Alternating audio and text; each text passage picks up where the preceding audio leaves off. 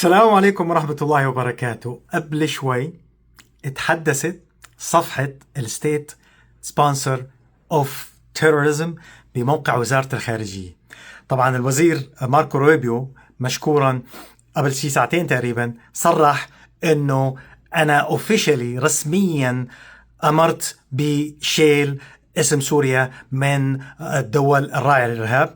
هلا من شوي تحدثت الصفحة اونلاين، صار اي واحد في العالم، هي الصفحة اللي ورجيتكم اياها سابقا كان اسمنا موجود فيها، هلا قبل شوي انشال اسم، طلعوا هلا كانت 4 دول انشال اسم سوريا، صارت ايران، كوبا وكوريا الشمالية.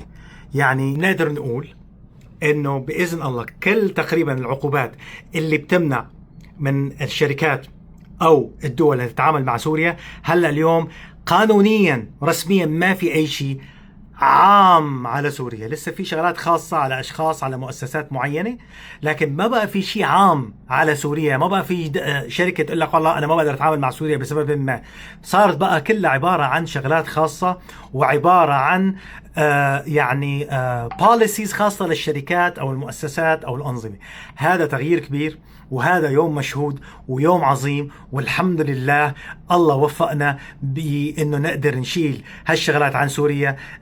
الرئيس أحمد الشرع ووزير خارجية الشيباني الحقيقة الفضل الأساسي بيرجع لهم، أنه هن كان عندهم دبلوماسية عالية بالتعامل مع الإدارة الأمريكية، وكل اللي قدموه خلال الفترة الماضية هو اللي ورجى العالم أنه نحن وين ماشيين، وين كنا وين صرنا هلأ، واللي بدي أقول لكم عليه أنه وين راح نصير بهالقدرات اللي عم نقدر نعملها.